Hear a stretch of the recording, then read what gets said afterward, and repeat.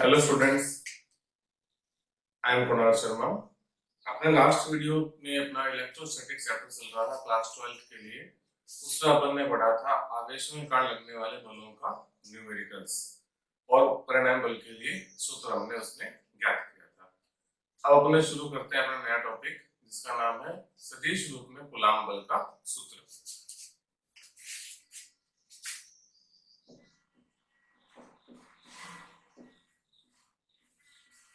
सदिश रूप में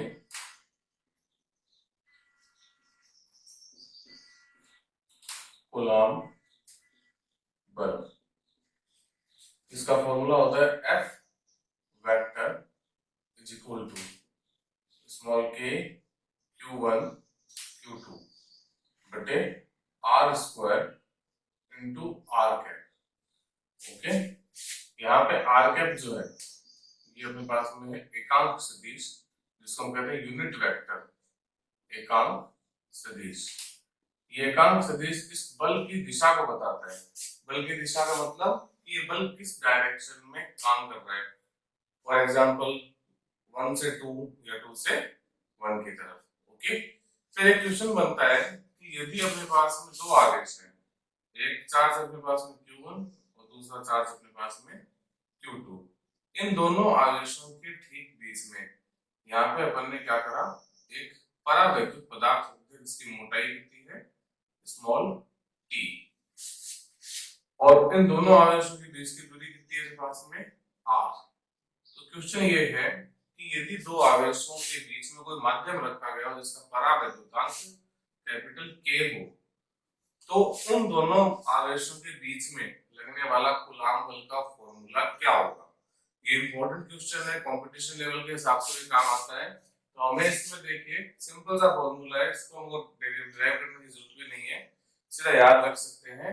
फॉर्मूला अपने पास में है F यानी कि force equal to K Q1 Q2 बटा R minus T plus T under root K का होल स्क्वायर। ये अपने पास में इसका फॉर्मूला हो जाएगा। याद रखना है, वापस रिपीट कर रहे हैं, यदि दो आवेशों के बीच में कोई परावैद्युत पदार्थ दिया जाए तो आवेशों पे लगने वाले कूलाम बल का फॉर्मूला होगा F equal to K Q1 Q2 बटा R माइनस T, T यहाँ पे इसकी मोटाई है, plus T under root K यहाँ पे इसका परावैद्युतांक है, पूरी टर्म का होल स्क्वायर। ओके स्टूडेंट्स, तो इसको अपने को याद रखना है। अब अपने पास में नेक्स्ट पॉइंट आता है कूलाम बल का सदिश रूप में महत्व। कूलाम बल का सदिश रूप में महत्व। आप इन डेरिवेशंस को साथ साथ कॉपी में भी कर सकते हैं। मैं बार बार लाइंस को रिपीट करके दिखा रहा हूं, तो उनसे आप नोट्स वीडियोस को देखते हुए भी लिख सकते हैं।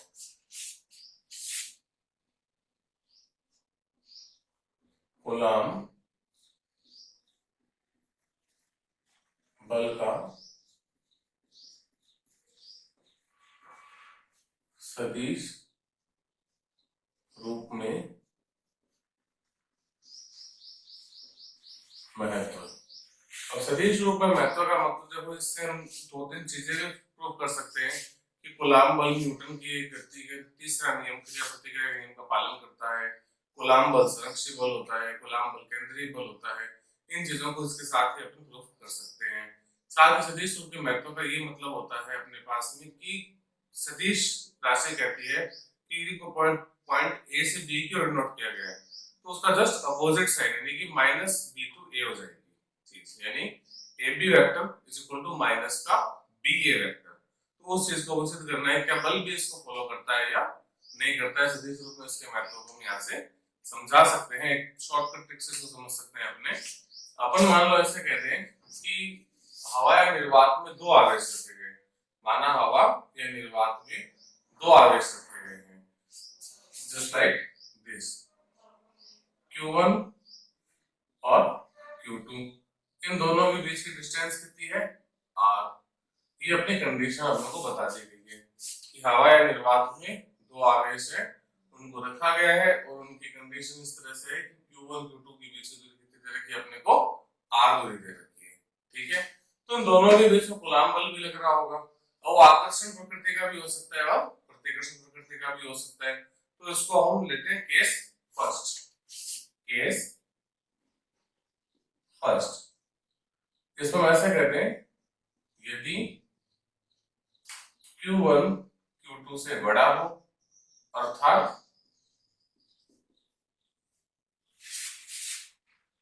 प्रतिकर्षण बल कार्य करे, प्रतिकर्षण बल कार्य करे। अब ये कंडीशन हमको बता दी गई कि प्रतिकर्षण बल लग रहा है, यानी Q1 Q2 ग्रेटर देन 0 है, जो पढ़ चुके थे पहले वीडियोस में, और इन दोनों आवेशों की बीच की दूरी कितनी रखी है अपने को, R बता रखी है। तो चलिए इसको शुरू करते हैं।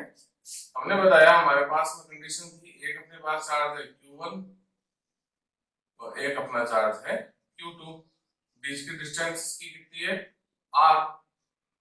अब इनमें प्रतिकर्षण बल लग रहा है, मतलब कि Q1 को इधर बल महसूस होगा Q2 के कारण, यानी कि 1 पर 2 के कारण बल, जिसको हम कहते हैं F12, और Q2 पर बल लगेगा उस डायरेक्शन के अंदर पर रिपल्शन फोर्स, यानी कि F21 वेक्टर, यानी Q2 पर Q1 के कारण लगने वाला बल। अब इन बलों की डायरेक्शंस क्या क्या हैं? जो F12 बल लग रहा है, इसकी डायरेक्शन अपने पास में है R21 कैप, और ये 2 पे बल लग रहा है, उसकी डायरेक्शन क्या है, R12 कैप। कैसे पता लगे डायरेक्शन अपने को? यहाँ पे बहुत सिंपल सा तरीका देखिए, अपना Q1 अपने जगह पड़ा है, Q2 ने इसे फोर्स लगाया, Q2 इसके पास आएगा तो Q1 इधर डिस्प्लेस्ड होगा इस डायरेक्शन में, ये डायरेक्शन किधर है, 2 से 1 की तरफ, तो हमने यहाँ पे लिख दिया R21 कैप। अब मान लीजिए Q2 अपनी जगह पड़ा है, Q1 इसके पास आएगा, Q1 इसके पास आएगा तो Q2 किधर डिस्प्लेस होगा, उस डायरेक्शन में, यानी कि इस तरफ।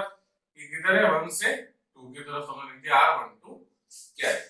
ओके, तो अब इसमें देखो हम ऐसे कहते हैं कि Q1 पर Q2 के कारण बल, तो हम क्या कह सकते हैं इसको, F12 vector is equal to, formula था kappa constant K Q1 Q2 बटा डिस्टेंस का स्क्वायर इनटू, अपने क्या लिख सकते हैं इसको, R21 का कैप।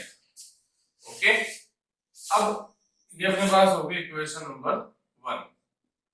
यहां हम ऐसे कहते हैं Q2 पर Q1 के कारण बल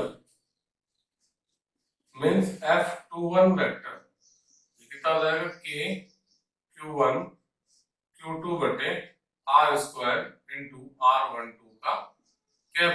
इक्वेशन नंबर 2, बिकॉज़ इसकी डायरेक्शन R12 है, इसकी डायरेक्शन R21 थी, R21 cap R12 cap means unit vector एकांक सदिश द्विज बल की दिशा को बता रहे हैं। लेकिन हम लोग एक चीज जानते हैं कि जो R12 कैप गति के तीसरे नियम से वो बराबर होना चाहिए माइनस का R21 कैप के, यानी कि अपने इसको ऐसा कहते हैं कि चाहे तो 12 की जगह 21 रख दो माइनस का, या 21 की जगह माइनस का 12 रख दे। तो अपने काम करते हैं, इक्वेशन 2 में वैल्यू रखते हैं, बाय इक्वेशन 2 ये क्या हो जाएगा, F21 वेक्टर बराबर माइनस का K Q1 Q2 बटा R स्क्वायर इनटू R21 का कैप। 1 2 की जगह 1 2 1 रख दिया और सिंबल से यूज करते हैं यहाँ पे माइनस का। ये आ गई इक्वेशन नंबर 3। अब आप देखिए इक्वेशन नंबर 3 और इक्वेशन नंबर 1, जो इक्वेशन 3 है ये वाली और इक्वेशन 1, इनको कंपेयर कराते हैं। कंपेयर कराने पर हम देखते हैं बाय कंपेयरिंग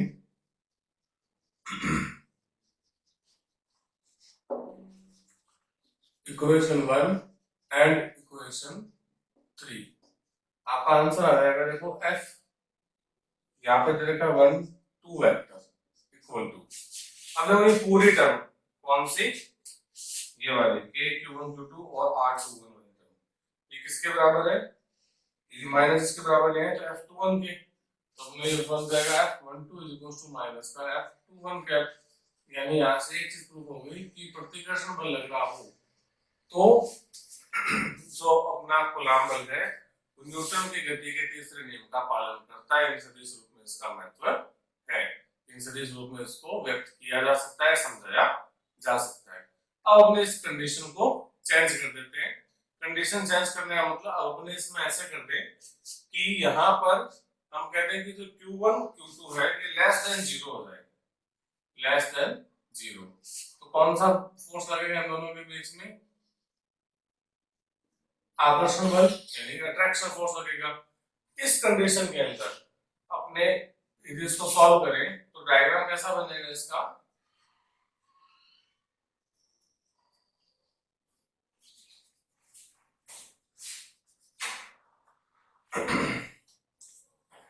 ये 1 जो है Q1 ये अट्रैक्ट होगा 2 की तरफ, तो F1 पे 2 के कारण फोर्स, और 2 जो है ये अट्रैक्ट होगा 1 की तरफ, इससे फोर्स लगेगा F21 का कैप। अब डायरेक्शन देखें तो इसकी डायरेक्शन कौन सी थी फोर्स की? R12 cap. इसकी कितनी है? R21 cap. कैसे पता लगा कि अपना 1 अपनी जगह पे पड़ा है और Q2 वर्क फोर्स लगा रहा है, तो Q2 जो फोर्स जनरेट करेगा तो 1 इसकी तरफ अट्रैक्ट होगा, तो 1 की डायरेक्शन किधर होगी? इस तरफ। तो इसकी डायरेक्शन हम देखें इस तरफ आई तो Q2 पे बल लग रहा था, तो Q1 पे बल लग रहा था, तो Q1 पे बल लगा तो अपने पास में जो इसकी कंडीशनल डायरेक्शन थी, यानी अपने इसको पहले नॉर्मल समझ लेते हैं याद रह जाए आपके कि Q1 पे फोर्स लगाया किसने था? Q2 ने। तो Q2 Q1 को अपने क्या करेगा? अट्रैक्ट करेगा, इस डायरेक्शन अट्रैक्ट करेगा। अट्रैक्ट करेगा तो अपने पास डायरेक्शन किधर होगी? 1 से 2 की तरफ, तो हमने इसको कह दिया R12 का कैप। अब Q1 अपनी जगह पड़ा है, Q2 पर फोर्स लग रहा है, तो Q1 Q2 को अपनी तरफ अट्रैक्ट करेगा, तो इसकी डायरेक्शन किधर होगी? 2 से 1 की तरफ, तो इसका अपन लिख देते हैं R21 का कैप। क्लियर है? अब यहां से आगे देखो लैंग्वेज सॉल्व करें तो अपने कह रहे हैं कि Q1 पर Q2 के कारण बल, तो F12 Q1 पर Q2 के कारण फोर्स लगा, तो उसके अपने पास में यहाँ पे यूनिट वेक्टर कितना आ गया? R12 cap. और Q2 पर Q1 के कारण जो फोर्स लग रहा है उसके लिए यूनिट वेक्टर कितना आ जाएगा? R21 cap according to FBD, अपना फ्री बॉडी डायग्राम। अब इसमें हम कह देते हैं यहाँ पे मान लो ये भी इक्वेशन 7 सॉल्व कर रहे हैं तो वैसे लिख लीजिए, अदरवाइज ये इक्वेशन नंबर आपकी हो जाएगी, इसको कह देते हैं अपन इक्वेशन नंबर 4, ये इक्वेशन नंबर आपकी हो जाएगी 5। यहाँ पे इक्वेशन आ जाएगी 6। अब इक्वेशन 5 और हम लोग कह रहे हैं इस चीज को कि यहाँ पे R12 जो है वो बराबर किसके होगा? माइनस का R21 के। तो अपने इक्वेशन नंबर चाहे तो 6 के अंदर 21 की जगह 12 रख दो, चाहे 5 के अंदर R12 की जगह पे R21 रख दो। तो अपने काम करते हैं, अपने इक्वेशन नंबर 6 में वैल्यू पुट करते हैं। 6 में वैल्यू पुट करोगे तो देखिए F21 vector is equal to R21 जो अपने पास पड़ा था यहाँ पे उसकी जगह आ जाएगा R12 कैप आ जाएगा, बिकॉज R21 बराबर किसके है? माइनस का R12 के, तो सिंपल माइनस का लगा दिया, बाकी वैल्यू इस तरीके से फॉलो कर ली। इस इक्वेशन को कहते हैं अपने इक्वेशन नंबर 7। अब सिमिलरली इक्वेशन 5 और इक्वेशन 7 को अपन कंपेयर कराएं। इक्वेशन 5 और इक्वेशन 7 को कंपेयर कराते हैं तो अपने पास कंडीशन क्या बनती है? F12 vector equal to F12 vector equal to, अब ये देखो ये टर्म किसके बराबर है वाली? सॉरी, यहाँ पे जब मेरे पास में टर्म आ रही है इक्वेशन 5 और इक्वेशन 7 में, तो ये जो टर्म है ये वाली पूरी k q1 q2 बटे r स्क्वायर इनटू r12 ये किसके बराबर आ रही है? माइनस का f21 के। तो हम यहाँ क्या लिख देंगे? माइनस का f21 वेक्टर। ये अपने पास में हो गया इसका आकर्षण के समय। यानी अब देखो उसको रिपीट करते हैं दोबारा से। हमने कहा कूलाम बल का सदिश रूप में क्या महत्व होता है? तो कूलाम बल बताया गया कि ये न्यूटन की गति के तीसरे नियम यानी कि क्रिया प्रतिक्रिया के नियम का फॉलो करता है, एक्शन रिएक्शन फोर्स का फॉलो कर रहा है। ये संरक्षी बल होता है, केंद्रीय बल होता है, एक ही क्रिया रेखा के अनुदिश लग रहा है। तो इन्हें यहाँ से कई चीजें अपन फॉलो कर सकते थे, इसको हम प्रूव कर रहे थे। तो सदिश बल का महत्व बताने का मतलब इन सब चीजों को एक साथ अपन प्रूव कर सकते हैं। हमने फर्स्ट कंडीशन ली कि यदि आवेश दो दिए जाए और उनके बीच में प्रत्याकर्षण बल लग रहा है, तो हमें प्रूफ क्या करना था कि जो फर्स्ट चार्ज पे फोर्स लग रहा है वो बराबर तो होगा सेकंड चार्ज के फोर्स के, लेकिन उसका साइन सिंबल है, जो अलजेब्रिक साइन है वो डिफरेंट हो जाएगा। इट मींस F1 का जो फोर्स है वो माइनस F2 के बराबर होना चाहिए। ये चीज अपने को प्रूफ करनी थी। सेम हमने अट्रैक्शन में प्रूफ करना था, तो हम लोगों ने कंडीशन ले ली कि पहले तो Q1 पे फोर्स लगा, Q2 ने फोर्स लगाया, Q2 फोर्स लगा रहा है, अट्रैक्शन की प्रॉपर्टी है जो Q1 इसके पास आएगा, तो पास आते समय डायरेक्शन कौन सी थी, 1 से 2 की तरफ, तो Q1 की जो डायरेक्शन लिख दी अपने 1 2 कैप। अब जब Q1 फोर्स लगा रहा है, Q2 पर लग रहा है, तो Q2 किधर जाएगा, Q1 की तरफ, डायरेक्शन किधर होगी 2 से 1 की तरफ, तो हमने यहाँ पे लिख दिया R21 कैप। बाकी अपन ने इक्वेशंस के अंदर सिंपल वैल्यूज रखी है और वैल्यूज को अपन ने एडजस्ट करके कंपेयर कराया, तो अपना आंसर आ गया F12 is equal to minus का F21 कैप। अब लास्ट की जो इक्वेशन सही है, चाहे अट्रैक्शन में चाहे रिपल्शन में, उनसे एक चीज प्रूफ हो रही है कि कूलाम बल न्यूटन की गति के तीसरे नियम को फॉलो करता है। यानी कि फर्स्ट हमारा सॉल्यूशन क्या निकल, निष्कर्ष क्या निकल के आया कि कूलाम बल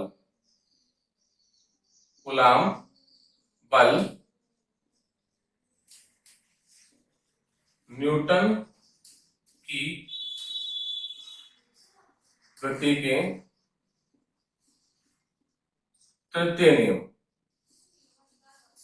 इसको हम कहते हैं क्रिया प्रतिक्रिया का पालन करता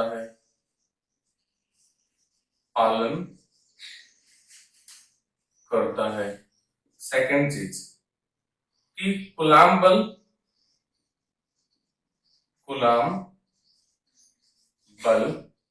केंद्रीय बल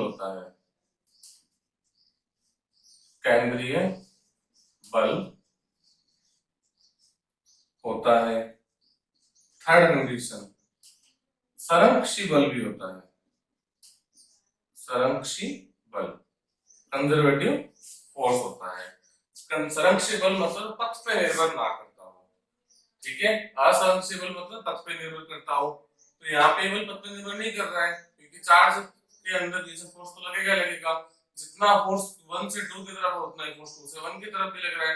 किसी भी रूप में देखें, केंद्रीय बल है, केंद्रीय बल की डेफिनेशन हमने पढ़ी थी 11th क्लास में, एक ही क्रिया रेखा, एक सेम लाइन ऑफ जॉइनिंग के ऊपर लगने वाला जो फोर्स होता है उसे क्या कहते हैं, केंद्रीय बल। तो ये एक ही लाइन पे लग रहा है, इसी लाइन के अकॉर्डिंग इसका अट्रैक्शन हो रहा है, इसी लाइन के अकॉर्डिंग इसका रिपल्शन हो रहा था, इसलिए कूलाम बल केंद्रीय बल भी होता है। ओके स्टूडेंट्स, नेक्स्ट अपना टॉपिक आता है अध्यारोपण का सिद्धांत, आवेशों के अध्यारोपण का सिद्धांत।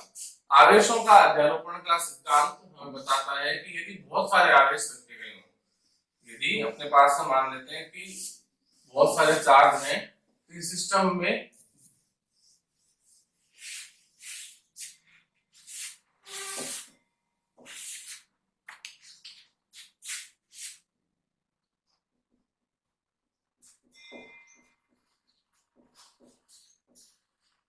अध्यारोपण का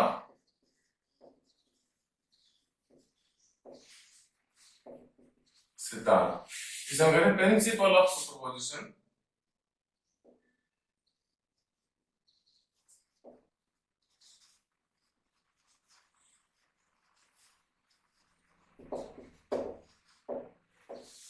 प्रिंसिपल ऑफ सुपरपोजिशन, अब ये अपने को सिद्धांत बताता है कि यदि बहुत सारे चार्ज हो, for example it is a system of charges और इसके अंदर बहुत सारे चार्ज हैं Q1 Q2 Q3 and n charges, Qn charge है, और ये सभी चार्ज मिलकर किसी एक चार्ज पर कोई फोर्स लगा रहे हैं, इट में भी रिपल्शन फोर्स, इट में भी अट्रैक्शन फोर्स, तो इस एक चार्ज पे लगने वाला परिणामी बल जो होगा वो इन सभी आवेशों के द्वारा लगाए गए, स्वतंत्र रूप से लगाए गए कूलाम बलों के सदिश योग के बराबर होगा।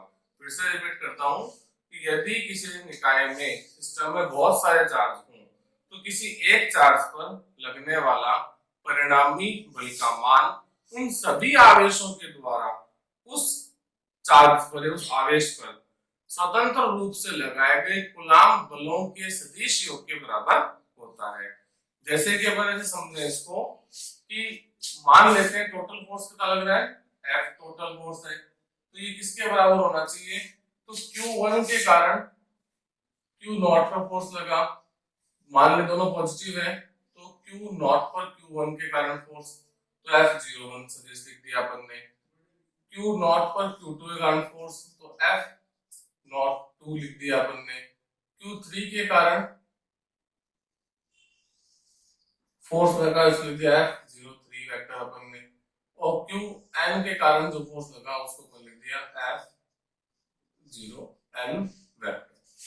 ठीक है, तो इस जो Q नॉट पर परिणाम लग रहे हैं वो इन सभी आवेशों के स्वतंत्र रूप से लगने वाले बल का सदिश योग के बराबर होगा, यानी कि F01 vector plus F02 vector plus F03 vector plus so on F0n vector. ये अपने पास में इसका फॉर्मूला हो गया। ओके, अब इस फॉर्मूले को यदि अपन थोड़ा और सिंपलीफाई करें और इसको अपन मॉडिफाई करें आगे, तो अपने पास देखिए जो F01 था ये क्या था, Q नॉट पर Q1 के कारण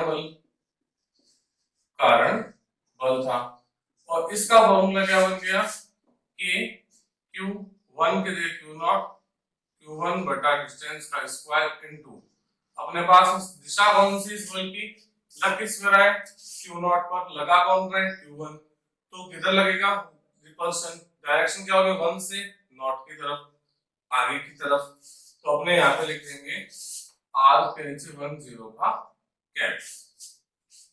सिमिलरली F02 वेक्टर निकालें तो ये Q नॉट पर Q2 के कारण बल है, तो इसका फॉर्मूला बन जाएगा K Q नॉट Q2 बटे R स्क्वायर इनटू R20 का कैप, बिकॉज़ इसका डायरेक्शन किधर है 2 से Q नॉट की तरफ।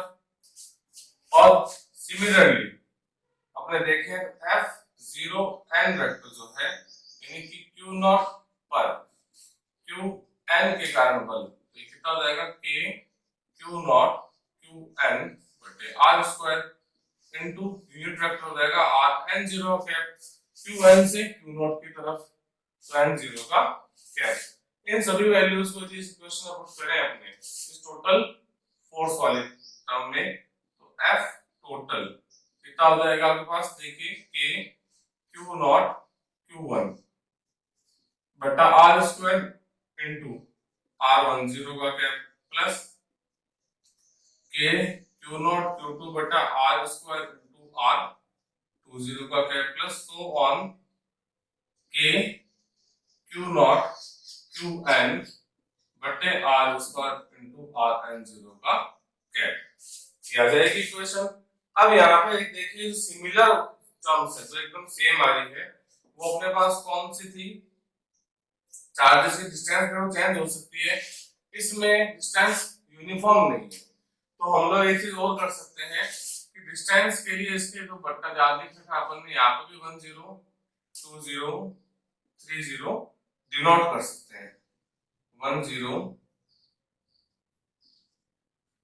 20 एंड नॉट, मतलब कि डिस्टेंस सेम होती तो मार लिख देते हैं, बट जरूरी नहीं है डिस्टेंस सेम हो, तो अलग अलग डिस्टेंस बताने के लिए अपन ने R10 के Q1 Q0 को R10 से रिप्रेजेंट कर दिया, Q2 Q0 को अपन ने 20 से रिप्रेजेंट कर दिया, इसी तरह से n वाले को अपन ने n0 से रिप्रेजेंट कर दिया। तो यहाँ जो सिमिलर टर्म्स है उसको अपने बाहर निकाल लें, अलग से लिख दें, तो आपका फॉर्मूला क्या बनेगा, F total is equal to K और Q नॉट तो बाहर आ गया, अपने पास अंदर समेशन में कौन बच रहा है, वेक्टर अंदर Q1 बटा R10 का स्क्वायर इनटू R10 का कैप प्लस Q2 बटा R20 का स्क्वायर इनटू R20 का cap plus so on Qn बटे Rn0 का स्क्वायर इनटू Rn0 का कैप।